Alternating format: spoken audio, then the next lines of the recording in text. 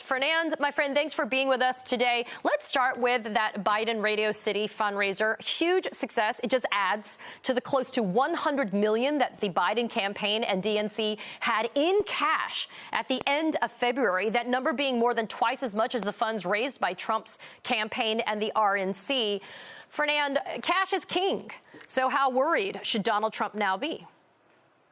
Well, I think you should be worried, Katie, because first and foremost, remember that every dollar raised by the Biden campaign goes to the Biden campaign, whereas every dollar raised by Trump, every second or third dollar, you don't know if it's going to legal expenses or not.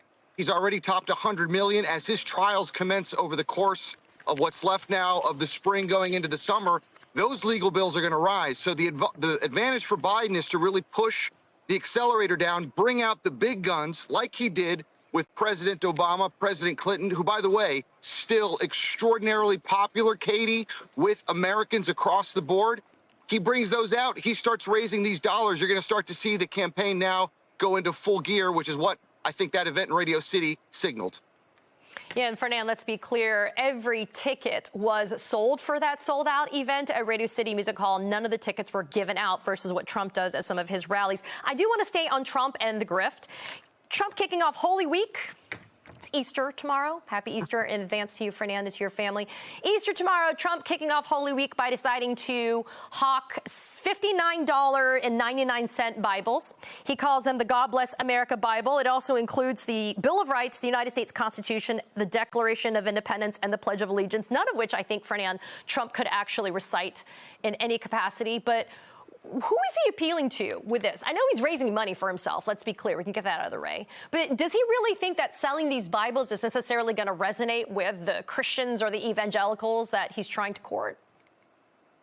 No, he's playing the suckers game. I mean, Donald Trump has gone full-on televangelist, Jim Baker, Jimmy Swaggart style, where, you know, he's going to bring these Bibles out, whatever gimmick he can to bring in the cash, because in spite of all the talk about the Truth Social IPO, he is still cash poor right now, as is the campaign. So they're going to try and milk, Katie, every single possible dollar they can from their Trump base vote.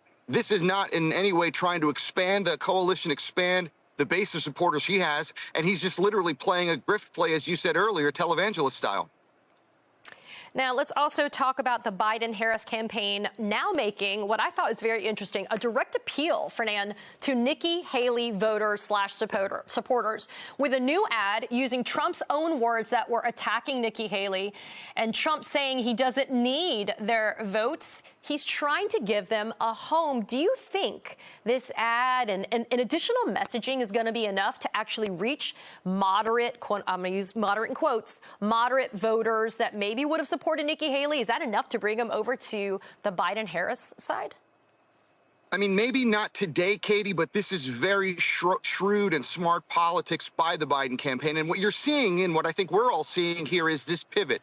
This election is going to be made a referendum on Donald Trump, the extremism represented by Trump, and certainly the authoritarian dictatorial style of governance that Donald Trump promises he'll be on day one if he regains power. So what Team Biden is doing here, I think, is trying to say to all folks who are not comfortable with Trump, listen, we may not agree on every single policy proposal, but we are bedrock loyal to the Constitution. We will continue American democracy. There is room for you in our coalition, and we welcome and want you. We will be a president for all of you as well. So I think you're going to see more of this style, not just engaging Nikki Haley voters. You're going to see attempts to go after Chris Christie voters, even some Ron DeSantis voters who still have some ill will towards Donald Trump. Anyone who's uncomfortable with the former president is who Team Biden is trying to expand their coalition of voters to go after. Fernand, I want to stick in this for just a second. I would never expect Nikki Haley to actually endorse Joe Biden. We've seen Nikki Haley spinelessly go back into the Trump camp when given an opportunity to self-advance. What about somebody like Chris Christie, though? Somebody that we know definitively, vocally anti-Trump.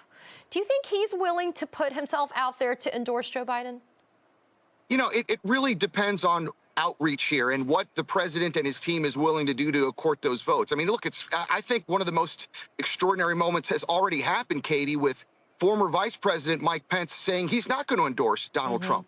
So if Team Biden says, look, we can make a case here, let's go through true red-ribbed conservative Republicans that still believe in the Constitution, the Chris Christie types, the Lynn Cheney types, the Liz Cheney types, and in this case, the former Pence types, you might put enough pressure on Nikki Haley to say, hang on a second, there is still a future for me, but I can't show full spinelessness and bend the knee and kiss the ring by endorsing Donald Trump. So I think that's the play we're going to have to see how it plays out. But there's a lot of return if they do this. And I think there's an opportunity, especially with Christie, who's been extraordinarily anti-Trump for quite some time now.